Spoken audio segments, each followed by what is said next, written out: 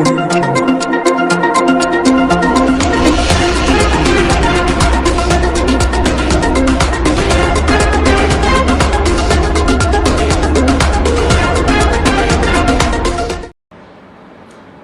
श्री अकाल दोस्तों, की हाल है। उम्मीद करते हैं कि तुसी सब ठीक ठाक होंगे और काफ़ी दिनों तो थोड़े नाल कोई गलबात नहीं हुई क्योंकि काफ़ी व्यस्त सां। इहदे विच पहला कांग्रेस पार्टी की प्रधानगी मिली, बड़ी वड्डी जिम्मेदारी कांग्रेस पार्टी ने दी और उस तो बाद लोगों को कई मिलना सीगा एंड बैक टू बैक कार्यक्रम रहे, प्रोग्राम रहे।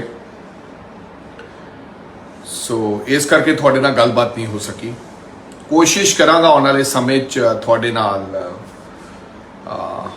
जिस तरह पहला अपना वार्तालाप होंदी रहिंदी सी, गलबात करते रहिए। सो मैं आज ही वापस आया चिंतन शिविर तो, जिहड़ा कि उदयपुर कांग्रेस पार्टी ने 3 दिन का चिंतन शिविर किया है, जिथे थोड़े भरा यूथ इंपावरमेंट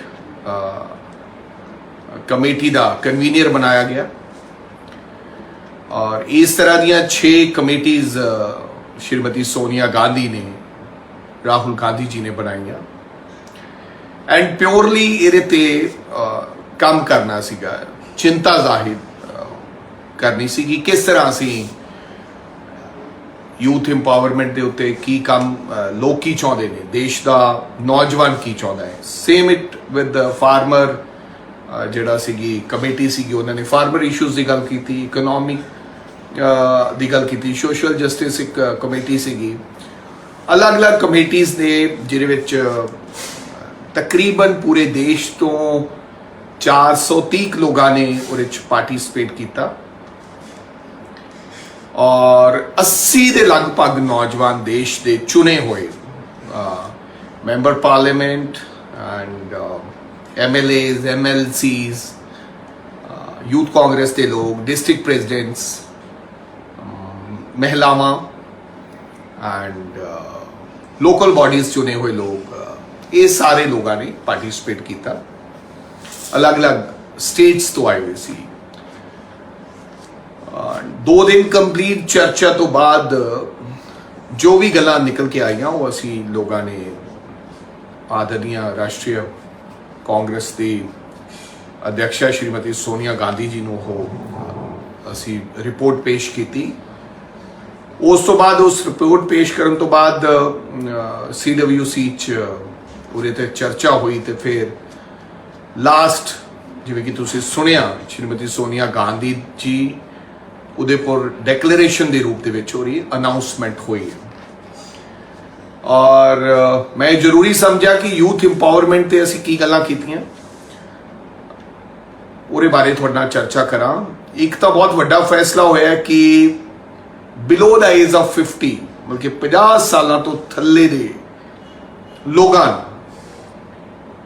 संगठन दे विच up to top to bottom CWC, CEC, AICC, प्रदेश एंड डिस्ट्रिक्ट हुण नौजवानों को भागीदारी मिलूगी, जिम्मेदारी मिलूगी और असी कोशिश करांगे इनू हुणे ही लागू करने की पंजाब के अंदर कि 50 अंडर 50 50% तो कोशिश करांगे वध, लेकिन 50% तो असी ये नियम बनाया।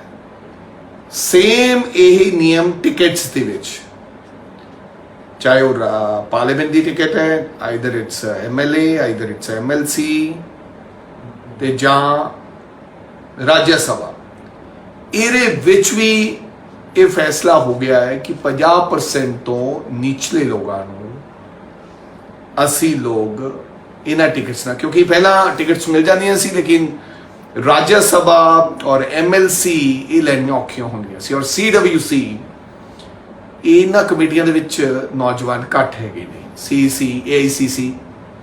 सो ये भी मेरा ख्याल प्रस्ताव जिहड़ा हैगा वो पास कर दिता गया है। ईवन ਇਹਦੇ ਨਾਲ ਕੀ ਹੈ ਕਿ ਆਉਣ ਵਾਲੇ ਸਮੇਂ ਦੇ ਵਿੱਚ ਇਹਦੇ ਤੇ ਬਹੁਤ ਚਰਚਾ ਹੋਈ ਕਿ ਉਮਰ ਨਿਰਧਾਰਿਤ ਕਰ ਦਿੱਤੀ ਜਾਵੇ, ਕਿ ਏਜ ਲਿਮਿਟ ਹੋਵੇ, ਕਿਉਂਕਿ ਸਾਰੇ तमाम ਨੌਜਵਾਨਾਂ ਨੇ ਆਖਿਆ ਕਿ ਕੋਈ ਨਾ ਕੋਈ ਏਜ ਹੋਣੀ ਚਾਹੀਦੀ ਹੈ ਇਲੈਕਟੋਰਲ ਪੋਲਿਟਿਕਸ ਦੇ ਵਿੱਚ। ਰਿਟਾਇਰਮੈਂਟ ਏਜ ਦੀ ਗੱਲ ਕੀਤੀ ਨੌਜਵਾਨਾਂ ਨੇ, ਲੇਕਿਨ ਉਹ ਸਭ ਨੇ, ਮੈਂ ਸ਼੍ਰੀਮਤੀ ਸੋਨੀਆ ਗਾਂਧੀ ਦੇ ਇਹ ਰੱਖੀ ਗੱਲ ਔਰ ਉਹਨਾਂ ਨੇ ਇਸ ਗੱਲ ਨੂੰ ਮੰਨਿਆ ਕਿ ਬਿਲਕੁਲ ਰਿਟਾਇਰਮੈਂਟ ਏਜ ਹੋਣੀ ਚਾਹੀਦੀ। ਬਟ ਏਜ ਕੀ ਹੋਵੇ ਇਹਦੇ ਤੇ ਨਿਰਣਾ ਅਸੀਂ ਲੋਕਾਂ ਨੇ ਸੁਝਾਅ ਦਿੱਤਾ 65 ਤੇ ਇਹ ਨਿਰਣਾ ਹੋਇਆ ਕਿ ਅੰਡਰ 70 ਜਿਹੜਾ ਹੈਗਾ ਉਹ ਇਲੈਕਟੋਰਲ ਪੋਲਿਟਿਕਸ ਤੋਂ ਤੁਸੀਂ, ਉਸ ਤੋਂ ਬਾਅਦ ਜਿਹੜੇ ਸੀਨੀਅਰ ਲੋਕ ਨੇ ਸਾਡੇ ਉਹਨਾਂ ਨੂੰ ਅਸੀਂ as a mentor, as a guide, ਸਾਨੂੰ ਆਸ਼ੀਰਵਾਦ ਦੇਣ ਵਾਸਤੇ ਐਡਵਾਈਜ਼ਰਸ, ਇਲੈਕਟੋਰਲ ਜਿਹਦੇ ਵਿੱਚ ਸੰਗਠਨ ਦੇ ਵਿੱਚ ਉਹ ਰਹੇ ਹਨ, ਨਾ ਕਿ ਇਲੈਕਟੋਰਲ ਪੋਲਿਟਿਕਸ ਉਹਦਾ ਹਿੱਸਾ ਉਹ ਨਾ ਰਹੇ। ਇਹ ਵੀ ਸਭ ਦੀ ਸਹਿਮਤੀ ਲੋਕਾਂ ਨੇ ਜਤਾਈ। ਈਵਨ ਇਨ ਗਵਰਨਮੈਂਟ ਜਿਹੜੀਆਂ ਵੀ ਜਿੱਥੇ ਵੀ ਬਣ ਗਈਆਂ ਸਰਕਾਰਾਂ, ਜਦੋਂ ਮਿਨਿਸਟਰ ਬਣਨਾ ਹੁੰਦਾ ਤੇ ਉਦੋਂ ਨੌਜਵਾਨ ਨੂੰ ਜਗ੍ਹਾ ਨਹੀਂ ਦਿੱਤੀ ਜਾਂਦੀ, ਉਦੋਂ ਕਿਹਾ ਜਾਂਦਾ ਕਿ ਨਹੀਂ ਇਹ ਅਨਐਕਸਪੀਰੀਅੰਸ ਹੈ, ਇਹ ਪਹਿਲੀ ਵਾਰੀ ਜਿੱਤਿਆ ਜਾਂ ਦੂਜੀ ਵਾਰੀ ਜਿੱਤਿਆ। ਸੋ ਇਹ ਵੀ ਸਰਬਸੰਮਤੀ ਨਾਲ ਪਾਰਿਤ ਹੋ ਗਿਆ ਕਿ ਜਿੰਨੀਆਂ ਸਰਕਾਰਾਂ ਬਣ ਗਈਆਂ ਔਰ ਜਿੱਥੇ ਵੀ ਸਰਕਾਰ ਬਣੂਗੀ ਉੱਥੇ 50% ਨੁਮਾਇੰਦਗੀ 50 ਸਾਲ ਤੋਂ ਥੱਲੇ ਦੇ ਲੋਕਾਂ ਨੂੰ ਦਿੱਤੀ ਜਾਏਗੀ। ਈਵਨ ਬੋਰਡਸ ਜਿਵੇਂ ਮੇਅਰਸ, ਚੇਅਰਮੈਨ ਵਗੈਰਾ ਬਣਦੇ ਉਹਦੇ ਦੇ ਵਿੱਚ, ਉਸ ਵਿੱਚ ਵੀ। ਸੋ ਮੈਨੂੰ ਲੱਗਦਾ ਇਹ ਚੰਗੇ ਕਦਮ ਸੀ।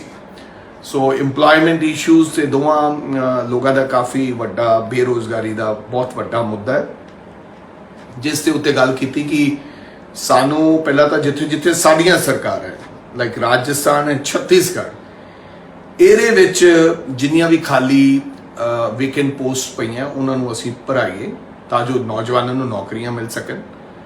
ਮਾਡਲ ਐਸਾ ਤਿਆਰ ਕਰੀਏ ਨਾ ਇਹ ਸਟੇਟਸ ਦਾ ਜਿਹਨੂੰ ਲੈ ਕੇ ਅਸੀਂ ਦੇਸ਼ ਭਰ ਦੇ ਵਿੱਚ ਜਾ ਸਕੀਏ, ਤਾਂ ਜੋ ਕਿ ਅਸੀਂ ਅਨਇੰਪਲੋਇਮੈਂਟ ਦਾ ਜਿਹੜਾ ਮਾਡਲ ਅਸੀਂ ਦੇ ਰਹੇ ਹਾਂ ਅਸੀਂ ਇਹ ਕਰਕੇ ਦਿਖਾਇਆ। ਕਿਉਂਕਿ ਹਮੇਸ਼ਾ ਸਮੇਂ ਦੀਆਂ ਸਰਕਾਰਾਂ ਨੇ ਨੌਜਵਾਨਾਂ ਨੂੰ ਇਹ ਕਿਹਾ ਕਿ ਅਸੀਂ ਨੌਕਰੀ ਦੇਵਾਂਗੇ, 2 ਕਰੋੜ ਨੌਕਰੀਆਂ ਦੀ ਗੱਲ ਕੀਤੀ, ਲੇਕਿਨ ਕਿਸੇ ਨੇ ਨੌਕਰੀ ਦਿੱਤੀ ਨਹੀਂ ਹੈ। ਅੱਜ ਦੇਸ਼ ਦੇ ਨੌਜਵਾਨਾਂ ਦੇ ਅੱਗੇ ਸਭ ਤੋਂ ਵੱਡੀ ਦੇਸ਼ ਦੇ ਅੱਗੇ ਚਿੰਤਾ ਦੀ ਗੱਲ ਜਿਹੜੀ ਹੈਗੀ ਆ ਉਹ ਬੇਰੋਜ਼ਗਾਰੀ ਹੈ। ਸੋ ਇਹਨੂੰ ਕਿਵੇਂ ਐਡਰੈਸ ਕੀਤਾ ਜਾਵੇ, ਸੋ ਇਹਦੇ ਤੇ ਵੀ ਚਰਚਾ ਰਹੀ ਕਿ ਪਹਿਲਾਂ ਸਾਡੀਆਂ ਸਰਕਾਰਾਂ ਕੁਝ ਐਸਾ ਕਰਕੇ ਦਿਖਾਉਣ ਤਾਂ ਜੋ ਅਸੀਂ ਲੋਕਾਂ ਦੇ ਕੋਲ ਇੱਕ ਨਵਾਂ ਮਾਡਲ ਲੈ ਕੇ ਜਾ ਸਕੀਏ। ਯਾਤਰਾ ਦੀ ਗੱਲ ਹੋਈ ਹੈ ਕਿ ਪੂਰੇ ਦੇਸ਼ ਦੇ ਅੰਦਰ ਇੱਕ ਯਾਤਰਾ ਦੇ ਰੂਪ ਦੇ ਵਿੱਚ ਅਸੀਂ ਇੱਕ ਯਾਤਰਾ ਕਰੀਏ, ਜਿੱਥੇ ਜਿੱਥੇ ਵੱਖ-ਵੱਖ ਪ੍ਰਦੇਸ਼ਾਂ ਦੇ ਵੱਖ-ਵੱਖ ਲੋਕਾਂ ਦੇ ਜਿਹੜੇ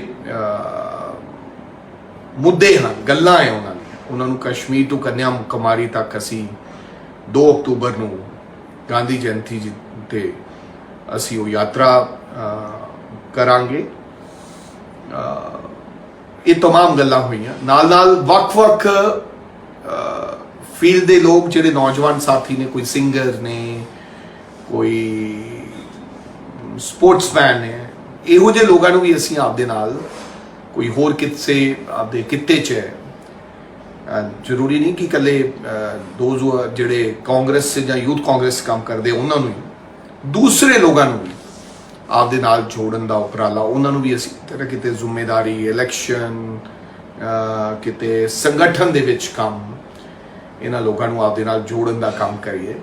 ਇਹ ਵੀ ਚਰਚਾ ਰਹੀ, ਇਹ ਵੀ ਪ੍ਰਸਤਾਵ ਪਾਸ ਹੋਇਆ ਕਿ ਉਹਨਾਂ ਦੀ ਵੀ ਅਹਿਮ, ਕਿਉਂਕਿ ਜਿਨ੍ਹਾਂ ਲੋਕਾਂ ਨੇ ਦੇਸ਼ ਵਾਸਤੇ, ਜਿਨ੍ਹਾਂ ਲੋਕਾਂ ਨੇ ਪ੍ਰਦੇਸ਼ ਵਾਸਤੇ ਕੋਈ ਵੱਖਰੇ ਕੰਮ ਕੀਤੇ ਹੈ ਜਾਂ ਆਪਦੇ ਪ੍ਰਦੇਸ਼ ਦਾ, ਆਪਦੇ ਦੇਸ਼ ਦਾ ਨਾਮ ਰੋਸ਼ਨ ਕੀਤਾ ਹੈ, ਉਹਨਾਂ ਨੂੰ ਲੋਕਾਂ ਨੂੰ ਵੀ ਨਾਲ ਲਈਏ।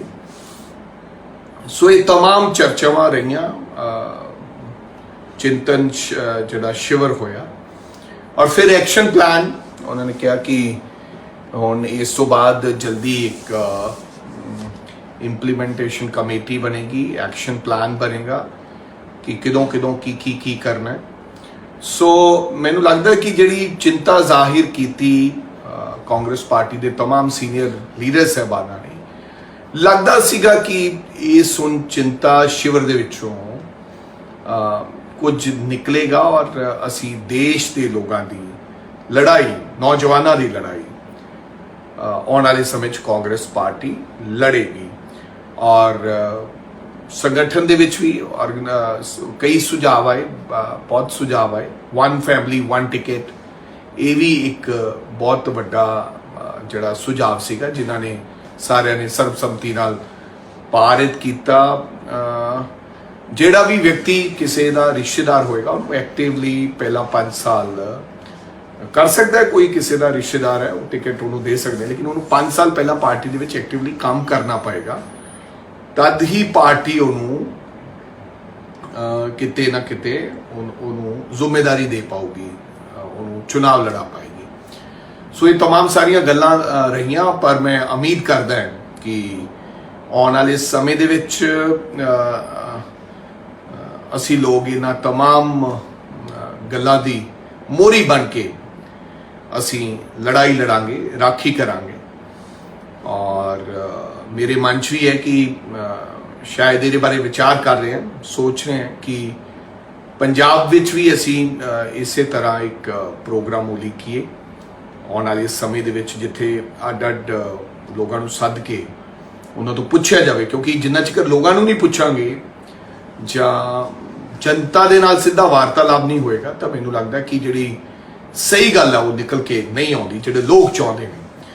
ਸੋ ਉਮੀਦ ਕਰਦੇ ਹਾਂ ਕਿ ਤੁਹਾਡੀਆਂ ਉਮੀਦਾਂ ਤੇ ਆਉਣ ਵਾਲੇ ਸਮੇਂ 'ਚ ਅਸੀਂ ਲੋਕ ਖਰਾ ਉਤਰਾਂਗੇ। ਸੋ ਇਸੇ ਤਰ੍ਹਾਂ ਮਿਲਦੇ ਰਿਹਾ ਕਰਾਂਗੇ, ਤੁਹਾਡੇ ਨਾਲ ਗੱਲਬਾਤ ਕਰਦੇ ਰਿਹਾ ਕਰਾਂਗੇ। ਔਰ ਅੱਜ ਦਾ ਵਿਸ਼ਾ ਇਹੀ ਸੀਗਾ ਕਿ ਮੈਂ 3-4 ਦਿਨਾਂ ਤੋਂ ਨਹੀਂ ਸੀਗਾ ਔਰ ਲੋਕਾਂ ਦੇ ਮਨ ਵਿੱਚ ਸੀ ਕਿ ਕਾਂਗਰਸ ਪਾਰਟੀ ਦਾ ਪੰਜਾਬ ਦਾ ਪ੍ਰਧਾਨ ਜਿਹੜਾ ਬਣਿਆ ਹੈ, ਉਹ ਸਾਨੂੰ ਸ਼ਾਇਦ ਲੋਕ ਸੋਚ ਰਹੇ ਹੋਣਗੇ ਸਾਨੂੰ ਦੱਸੇ ਕਿ ਚਿੰਤਨ ਸ਼ਿਵਰ ਦੇ ਵਿੱਚ ਕੀ ਹੋਇਆ। ਸੋ ਬਹੁਤ ਚੰਗਾ ਐਕਸਪੀਰੀਅੰਸ ਸੀਗਾ ਐਂਡ ਬਹੁਤ ਜਿਹੜੀਆਂ ਗੱਲਾਂ ਉੱਥੋਂ ਜਿਹੜੀਆਂ ਸਿੱਖੀਆਂ ਉਹ ਆਉਣ ਵਾਲੇ ਸਮੇਂ ਦੇ ਵਿੱਚ ਅਸੀਂ ਜਾਂ ਪ੍ਰਸਤਾਵ ਪਾਸ ਹੋਏ ਜਿਹੜੀਆਂ, ਸੋ ਉਹਨਾਂ ਨੂੰ ਅਸੀਂ ਪੰਜਾਬ ਵਿੱਚ ਲਾਗੂ ਕਰਾਂਗੇ। ਤੇ ਉਮੀਦ ਕਰਦਾ ਕਿ ਤੁਸੀਂ ਸਾਨੂੰ ਹਮੇਸ਼ਾ ਹੌਸਲਾ, ਆਸ਼ੀਰਵਾਦ ਤੇ ਪਿਆਰ ਜਿਵੇਂ ਹਮੇਸ਼ਾ ਮੈਨੂੰ ਦਿੱਤਾ ਹੈ ਤੁਸੀਂ ਲੋਕਾਂ ਨੇ, ਐਂਡ ਮੇਰੇ ਅਰਗੇ ਬੰਦੇ ਵਾਸਤੇ ਤੀਜੀ ਵਾਰੀ ਤੁਸੀਂ ਮੈਨੂੰ ਲੋਕਾਂ ਨੇ ਜਿਤਾਇਆ ਲਗਾਤਾਰ। ਔਰ ਸਭ ਤੋਂ ਛੋਟੀ ਉਮਰ ਦਾ ਤੁਹਾਡੇ ਭਰਾ ਨੂੰ ਤੁਹਾਡੀ ਕਿਰਪਾ ਦੇ ਨਾਲ ਪੰਜਾਬ ਦਾ ਪ੍ਰਧਾਨ ਬਣਨ ਦਾ ਮੌਕਾ ਮਿਲਿਆ। ਸੋ ਮੈਨੂੰ ਤੁਹਾਡੇ ਆਸ਼ੀਰਵਾਦ ਦੀ ਲੋੜ ਹੈ, ਤੁਹਾਡੀ ਗਾਈਡੈਂਸ ਦੀ ਲੋੜ ਹੈ ਐਂਡ ਉਹ ਬਣਾਈ ਰੱਖਿਓ, ਹਮੇਸ਼ਾ ਤੁਸੀਂ ਬਣਾ ਕੇ ਰੱਖੀ। ਔਰ ਇੱਧਰ ਉੱਧਰ ਭਟਕਣ ਦੀ ਲੋੜ ਨਹੀਂ ਹੈ, ਬਿਲਕੁਲ ਇੱਧਰ ਉੱਧਰ ਧਿਆਨ ਲਾਉਣ ਦੀ ਲੋੜ ਨਹੀਂ ਹੈ। ਬੜੇ ਲੋਕ ਤੁਹਾਨੂੰ ਜਦੋਂ ਤੁਸੀਂ ਆਪਦੇ ਮੁਕਾਮ ਤੱਕ ਪਹੁੰਚਣਾ ਹੁੰਦਾ ਉਹਨੂੰ ਰਾਸਤੇ 'ਚ ਰੋਕਣ ਨੂੰ ਬਹੁਤ ਹਨੇਰੀਆਂ ਵਗਦੀਆਂ, ਬੜੇ ਤੂਫਾਨ ਆਉਂਦੇ ਹੈ। ਲੇਕਿਨ ਅਗਰ ਤੁਹਾਡਾ ਨਿਸ਼ਾਨਾ ਠੀਕ ਹੈ ਤੇ ਤੁਸੀਂ ਆਪਦਾ ਨਿਸ਼ਾਨਾ ਦੇਖ ਕੇ ਆਪਦੇ ਨਿਸ਼ਾਨੇ ਵੱਲ ਵਧਦੇ ਰਹੋ ਤੇ ਪਰਮਾਤਮਾ ਤੁਹਾਡੀ ਮਦਦ ਕਰਦਾ। ਸੋ ਉਮੀਦ ਕਰਦਾ ਹੈ ਕਿ ਹਮੇਸ਼ਾ ਦੀ ਤਰ੍ਹਾਂ ਤੁਸੀਂ ਮੈਨੂੰ ਆਪਦਾ ਪਿਆਰ ਦਿੰਦੇ ਰਹੋਗੇ ਔਰ ਮੈਂ ਤੁਹਾਡੇ ਨਾਲ ਆਪਦਾ ਗੱਲਬਾਤ ਦਾ ਜਿਹੜਾ ਕਮਿਊਨੀਕੇਸ਼ਨ ਹੈ, ਆਪਣੀ ਵਾਰਤਾਲਾਪ ਹੈ, ਉਹ ਇਸੇ ਫੇਸਬੁੱਕ ਤੇ ਰਾਹੀਂ ਆਪਾਂ ਕਰਦੇ ਰਿਹਾ ਕਰਾਂਗੇ। ਤੁਹਾਡਾ ਬਹੁਤ ਬਹੁਤ ਧੰਨਵਾਦ। ਸਤਿ ਸ਼੍ਰੀ ਅਕਾਲ ਦੋਸਤੋ, ਕੀ ਹਾਲ ਹੈ? उम्मीद करते हैं कि तुसी सब ठीक। पंजाब, हरियाणा, हिमाचल की खबरों को जानने के लिए चैनल को सब्सक्राइब जरूर करें।